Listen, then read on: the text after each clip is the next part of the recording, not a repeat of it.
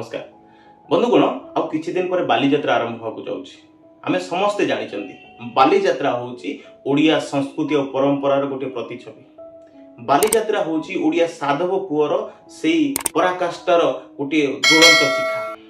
बालीजात्रा होउछि ओडिया स्वाभिमान और स्वावलंबितार गोटे बड़ उदाहरण। एई ओडिया साधव पुअ माने समुद्र बक्ष को चिरी रचितिले इतिहास। एई ओडिया साधव पुअ माने से समय रे वाणिज्य करी ए ओडिया जाति को एक समृद्धशाली जाति तैयारी करथिले।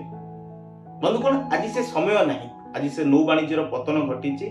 आमे नौ वाणिज्य को भूली केवल डंगी भसारे सीमित ही अछंती। आ गामा बई पान गुआ थोई मासक धर्म मोर पान गुआ तोर कही डंगी भसेवा भितर सीमित अछंती।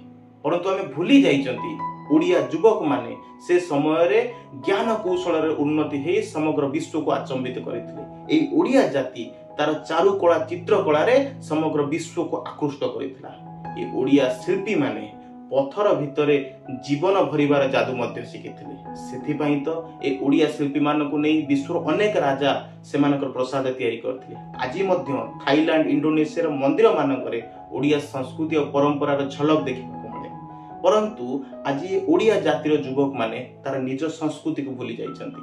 परंतु ओडिया जातिर युवक माने आज परर प्ररोचना रे पड़ी हमकु लंगळा फुंगुळा करिवारे व्यस्त अछंती। परंतु हमर छै गौरवमय इतिहास को मने पकोनांती। मु आशा करिबि निश्चित भाबरे ए जाति आउ थरे छिडा हबो। ए जाति आउ थरे तार गौरवमय इतिहास को मने पकई आगो को जीवो। ओडिया अस्मितार लढेई रे निश्चित भाबरे ओडिया जाति विजयश्री करिवो। परंतु ता पूर्वरु आमको आमर इतिहास को जानिबार आवश्यकता अछि। ए ओडिया साधव दिने तार वाणिज्य समग्र विश्व रे गोटे संपर्क स्थापन करितला। कार्तिक मास पूर्णिमा दिन ए ओडिया साधव माने आरंभ करुथिले सेमानकर यात्रा। ए यात्रा समय रे समग्र अंचल लोक माने उपस्थित रही सेमानको विदाय दउथिले एवं उत्सव पालन होउथिला। कटक बालीजात्रा मात्र गोटे उदाहरण, परंतु से समय रे पाखापाखि 50 रु ऊर्ध्व नदी बंदर ए अंचल रे थिला एवं प्रति नदी मुहाण रे ए भली उत्सव मान पालन करा जाउथिला। ओडिया साधव माने सेमानकर ज्ञान कौशल रे बहुत आगरे थिले। तो सेथि लागि से माने तांकर यात्रा आरंभ करथिले कार्तिक पूर्णिमा ठारू। आईएमडी रो गोटे रिसर्च अनुसार 300 वर्षर गोटे रिसर्च हेतिला। जो रिसर्च अनुसार कार्तिक मास पूर्णिमा ठारू गोटे मास पर्यंत समुद्र टिके शांत रहे, ता सहित आकाश निर्मल रहे, उत्तर पूर्व मौसुमी वायु सजल थाए। ए समस्त सुविधा बोईत को आग को नबार सहयोग करे एवं एटा ही थिला तांकर ज्ञान कौशल।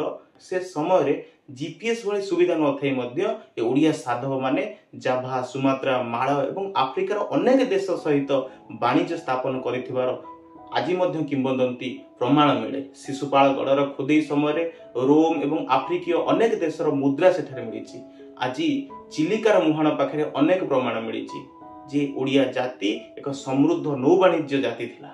से समय रे हम कृषि ठारू नौ वाणिज्य उपरे अधिक विश्वास करुथिले एवं पाखापाखि 70% रु अधिक परिवार नौ वाणिज्य उपरे डायरेक्ट और इनडायरेक्ट इन्वॉल्व थिला बा संश्लिष्ट थिला।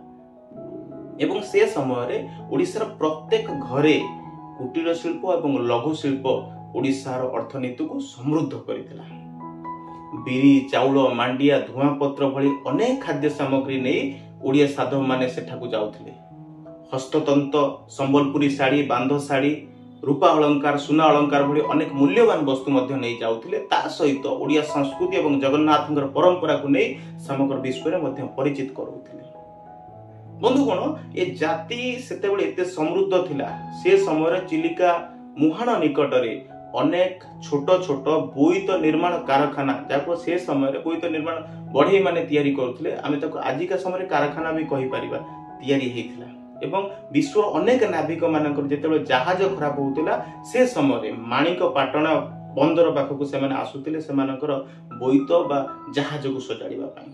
पाल्लुर बंदर सेतेबेले सबुठारु बड़ आंतर्जातिक बंदर भाव जना थिला एवं विश्वर समस्त नाविक माने जो माने मध्य एशिया एवं पूर्व एशिया रे सेमानकर वाणिज्य करुथिले सेमानकर गोटे विश्राम स्थली थिला पाल्लुर, जोटा कि आज गंजाम जिल्ला अवस्थित अछि।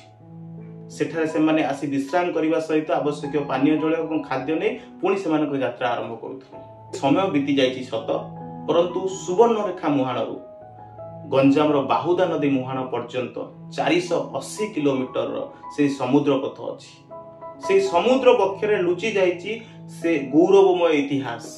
आज आमको आउ थे प्रचेषित से इतिहास को मन पकड़ा पड़ो। से गौरवमय इतिहास को विश्व दरबार रे आउ थे रिप्रेजेंट करने को पड़ो, जहा फल ओडिया जाति आउ थे छिड़ा हम अंटा सड़क करी। मोर गोटे गप मन पड़े जे गोटे सिंह छुआ किछि दिन मेंढा पलरे रहिबा परे निजको मेंढा भाबुतिला। परवर्ती समय गोटे सिंह जेतेबेले तार प्रतिछवि को पानी रे देखैला, से तार मने पड़िला तार से बल, तार से शक्ति एवं से किए। ओडिया जाति को आउ थे आईना देखैबार समय आसीछि एवं ओडिया जाति आउ थे छिड़ा हबो अंटा सड़क करी। आशा करूछि वीडियोटी आपनको भल लागिवो। मो वीडियोटी को संपूर्ण देखिथिबारु धन्यवाद। लाइक करंतु, शेयर करंतु। वंदे मातरम। भारत माता की जय। जय जगन्नाथ।